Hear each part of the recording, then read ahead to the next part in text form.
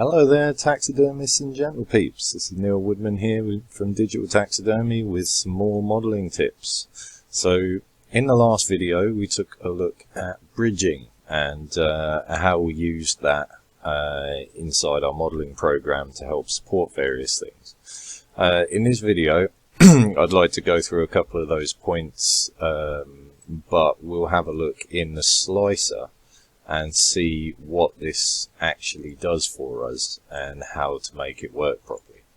Okay, so you see here I've just got a little test piece that I've made up, which is a hollow square, hollow cube there with a recess on the top. So we put the recess in just to give us a little something to work with.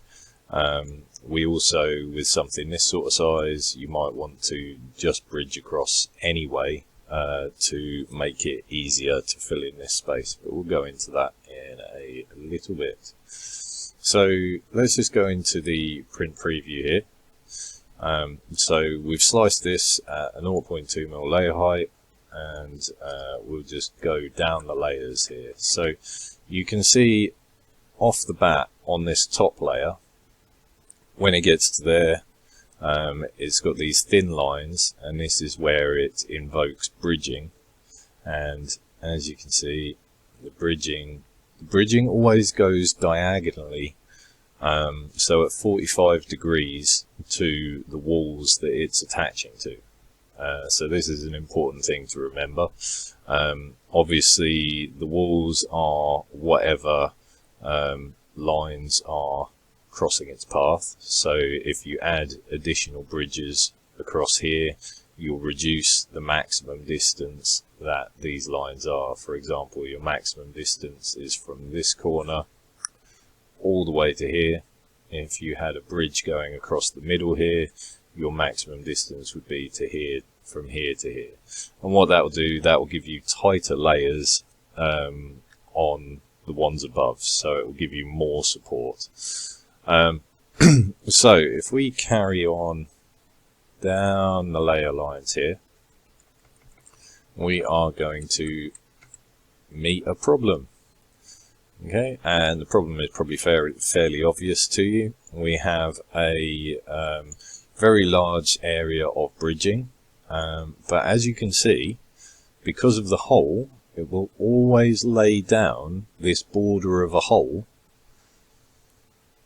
and with nothing underneath it, it will have nowhere to go, which means this is all going to fail. The bridging is not going to work, and everything is all going to go wrong. So how can we make that printable, you might ask? Well, there's a few little things that we can do. So I've prepared some more bits and pieces. We'll just give that a slice. So this is the same box here, and if we come down here, so the first thing that you can see is I've added two bridges that will go all the way along. Now these are going to be quite loose, so what I've done with these is they are 5mm wide, and they will bridge across, and I've done them at 1.2mm deep, so that's the equivalent of 5 layers, so that gives it plenty of time for it to build up a proper support structure. And you'll see in here the effect that that has had on bridging. So it's effectively split up these areas, and so it's made this a much shorter bridging path. These will bridge across here, and this will bridge across here, and that will bridge across there. So that's good. That will actually print out. So we've got support here. You'll notice there that the square is the edge of the hole is printing out on that bridge there, so that will print. Okay, so we've just by adding those two there, we have now given everything support and it will print.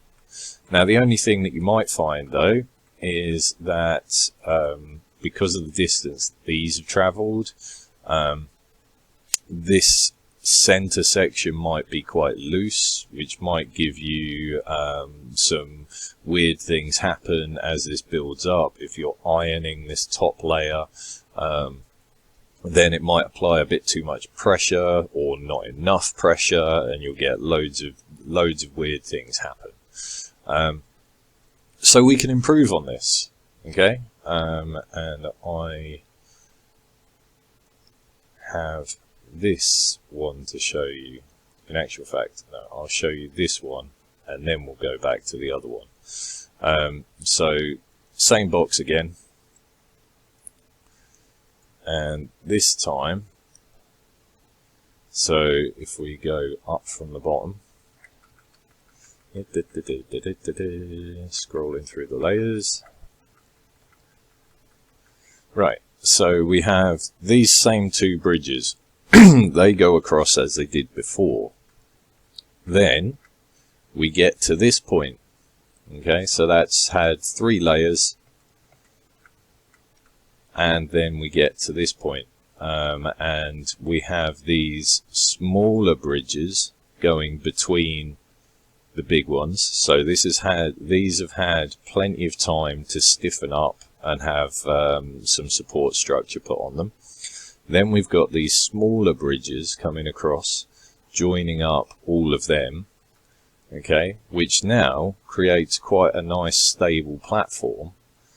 And when we get to the top layer here, we can see this is going to be nice and solid because we've reduced the amount of travel on there. This is going to be nice and solid.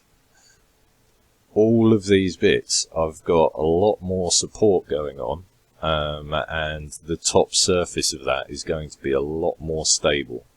Okay, so then we can come up to where the box is. There you go, and that can print on there quite happily with this structure here underneath. Now, it's very important when you are doing these that you offset where these layers start.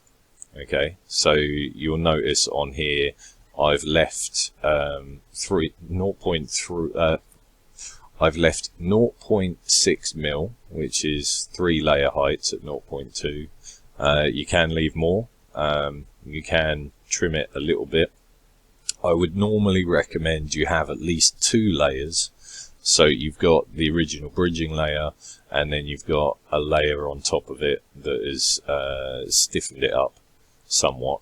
Otherwise, when you bridge the other way, it can almost pull these 2 edges of your supporting bridge apart, and it just gets messy otherwise. So you want to do that because, and we have another one of these for you now. So you'll see here, we've got the bridges, same bridges, but they are starting at the same layer height. So let's have a little look at what that does for us. Okay, so you'll see here, these bits will bridge all the way across there, but these bits here, you'll see it goes across, changes direction, and then turns around, and it's doing that in midair, so that is going to collapse. These lines here will all collapse and just turn into great big loops of filament underneath your model, and then these lines here will have nothing holding them there. So that's all going to turn into an absolute mess. So it's very important that you stagger your bridges. So you've got to have something there for these bits to join onto, which is why we then have one bridge going underneath, the next one picking it up, and creating a increasingly dense grid. Now you can, if you start one set of these at one point. You can add more cross bridges. If you've got the ones, so you've got say 2-3 layers of this one, you can then add these ones, and then you could let them go for 2 or 3 layers, and then add another run of ones in the opposite direction, or you can go diagonal, however much you think you need to support the space that you are trying to cover. Now this is a fairly large square, and you'd be surprised how far you can actually cover with bridging. If your machine is even remotely dialed in, like, you'd be surprised, like, you can manage to bridge exceedingly large distances with a machine that isn't particularly well dialed in.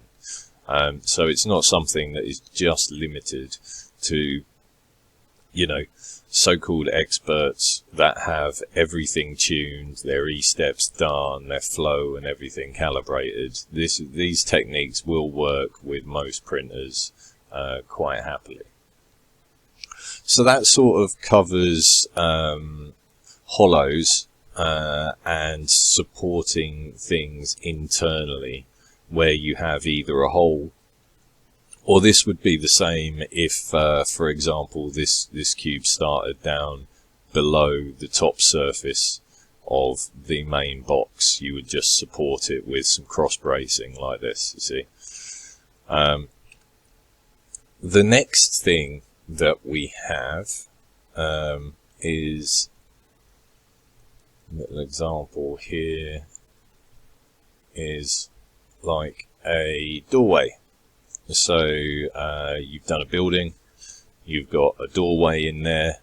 Now this will bridge, no problems. You'll quite happily get a bridge across there, and that will all be fine. You've got no major issues with that if that is your model. If we just take a little look, there we go, that's the bridging layer.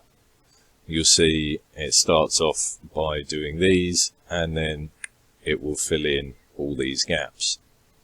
And that's absolutely fine, that will work. The only thing that you will find is that you can increase the quality of the finish on this.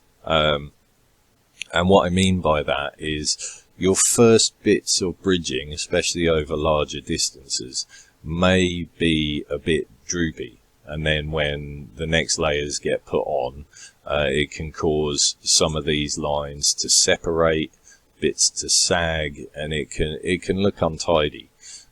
So depending on how you want things to look, and you can test print some of these things for yourself and make sure, but we can improve on that. So we have another one, which is here. So you will see on the underside there, I've added a little bridge. So we've got a little bridge to support the big bridge. Let's take a little look and see what that does. If we bring that down to specific layer height, there we go. So we've got this first bridge, which again is kind of like a little sacrifice. We've set it back just from the edge of the main building. So it steps in, bridges across, and then is going to build on top of that. I've just done this 2.4 millimeters wide, so that gives us 5 perimeter lines here. Is that 2 millimeters wide? And then you see the effect that it has on the actual main bridge of that roof. It's made it go diagonal, which means much shorter lines, and actually truncates the longest length, and make sure that it is using the minimum amount of bridging to cover that surface. And that's going to give you a much tighter surface underneath here. and also you're going to have a much better edge down here. So that's what we can do if you have like a doorway or a canopy or anything like that. Is just put a little bridge in here, 3 lines high. That is just going to give a much more secure surface for everything that's happening on top of it. And then one last thing that we just want to take a look at here. So we've done the same thing again. We've got the bridge, the sacrificial bridge in the front, and then take a good look at what happens here. So we've added a little chamfer to the bridge itself. So that's a 45-degree diagonal edge. So chopping the corner off. So it's going to put down fewer layer lines on the bottom, and then it's going to build up wider, and then build up wider again until it gets to its final thing. What this does is it hides the original bridging layer from your viewpoint, especially if you're designing things that are going to be looked at this sort of angle. You know, you're not going to see the slightly droopy layers that cause your bridging, whereas if you had a square edge with no support underneath it at all, then you might get that little convex curve that it looks odd to the eye, especially if the eye is used to seeing square edges and everything. So this is a really handy way to just tidy up those square edges and make sure that everything looks its best when it finally gets printed. You'll find that this line here, that layer, which is the first of your what would have been your bridge right here, this will lay down perfectly, and it'll be nice and flat, and everything will be good to go. So that's a little look at how you can use bridges to best effect in a couple of different scenarios. There's lots of other things you can do with them. I'm going to do a video in the future about using them to make the grates and grills and the mesh flooring that you may have seen on some of our models or seen me use in previous tutorials. That all makes use of bridging in various ways, but again, it's about doing it in a specific way. So we'll go through that, and hopefully that will improve the edge quality of your models. The other thing being, just quickly, this chamfer that you can put on there, you can do that with absolutely anything. You can do it on the other ones as well that I showed you, that are just hidden inside the box, and once again it just helps build that base up quite nicely that you're going to build upon in the future. So that's it really. That's a better look at how bridging affects your final model, and why you might want to use it, and a couple of techniques there. Give it a go, try it out on some of your projects, see what effect it has, and let me know in the comments below. If there's anything else that you would like to see us make a video on, please let us know. We'd be very interested to explore what it is you can pick from our brains. If you haven't done, check out www.digitaltaxidermy.co.uk and see what we've applied these theories to. Also, we've got the Digital Taxidermy Buyers Club, where we are going to put bundles of models for each month for just £10. You can join on Patreon, or we have a PayPal subscription service on the website. And don't forget to like and subscribe, ring that bell so that you can get the next modeling tutorial as it comes out. Alright, have fun, see you later, bye bye now. Like the video, follow me around, press the bell, it makes no sound. Like the video, press subscribe, I don't know why I am alive.